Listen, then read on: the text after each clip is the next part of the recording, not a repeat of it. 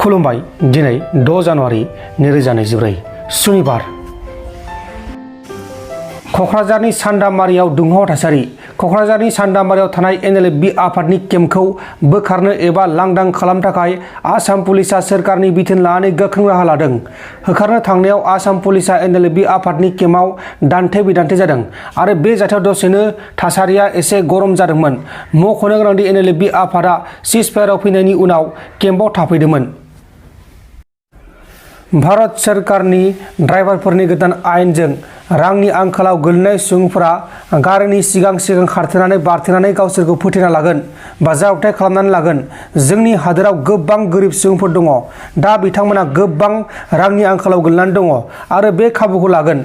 बेनिखायनो बे आयेनखौ बोखारनांगौ आरो बे आयेनजों जों ड्राइभारफोरा माब्लाबाबो जौगानाय नङा आरो ड्राइभारफोरनि बेरेखा बे आयेना होननानै ड्राइभारफोरा रोखायै बुंथिदों। क'क्राझार जिल्लानि सिङाव थानाय सेरफांगुरि रामफलबिलाव digital cinema hall, Sujit Narzary गोसोखां सावराय जथुम नब्लां आरो बिर सिलांगा गोसोखां स्टेडियाम लुफुंनो थाखाय बिटिआरनि CEM प्रमद बर' बिथाङा अन्थाइ खाम्फा गायसनदों। बिटिआर सरकारनिफ्राय गासै देग्लाय बोसोराव गं 6 सिनेमा हल आरो गासै गं 7 स्टेडियाम जोङो लुनायनि थाखाय थिग खालामदोंमोन।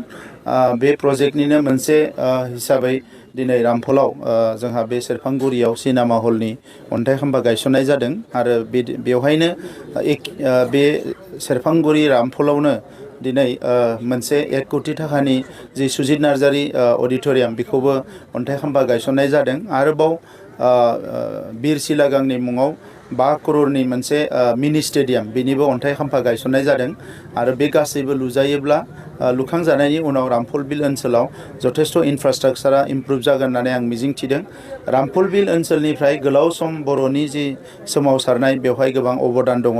बेवहाय गोबां गिदिर गिदिर लिडारफोर दैदेनगिरिफोर उजिनानै बिथांमोना बर' हारिखौ दैदेनदोंमोन आरो रामफलबिल ओनसोलनि गासैबो रायजो राजाफ्रा बे जोंनि गोलाव सोमावसारनायाव गोबां अबदान दङ, गोबां सेक्रिफाइस दङ आरो बिथांमोननि जि अबदान आरो सेक्रिफाइस बेखौ नोजोर होनानै बिटिआर सरकारनिफ्राय नैबे ओनसोलखौ जौगानायनि थाखाय बायदिसिना फसंथान गायसननांगौआ जोंनि बिबान आरो बिथांमोनखौ मान होनानैनो दिनै बेवहाय स्टेडियाम, सिनेमा हल आरो अडिट'रियाम एखेलेगे जोङो गायसननाय जादों जाहाथे रामफलबिल ओनसोलनि रायजो राजाफ्रा बेवहाय बायदिसिना हाबाफारिफोरखौ बेवहाय लानो हायो।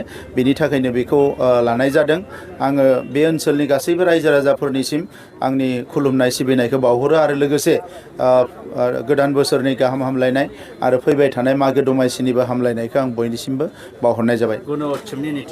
आङो गुन उत्सबखौ बरायदों मानोना थांनाय समाव जेला गुन उत्सब जायाखैमोन अब्ला फरायसालिफोरनि थासारिखौ रावबो खौरां लायामोन। नाथाय गुन उत्सब जानाय लोगो लोगोनो दिनै गुबुन गुबुन रोखोमनि जिफोरो जोंहा इनफ्रास्ट्राक्चार बियो सिस्टेमेटिकेलि स्कुलफ्रा सोलिनांगौ, फोरोंगिरिफ्रा रेगुलार जानांगौ, मिड डे मिल जाहोनांगौ, इउनिफर्मफोरखौ मोजाङै गानहोनांगौ, क्लासा मोजाङै जानांगौ, बे गासैबो सिस्टेमेटिक जाजोब्बाय।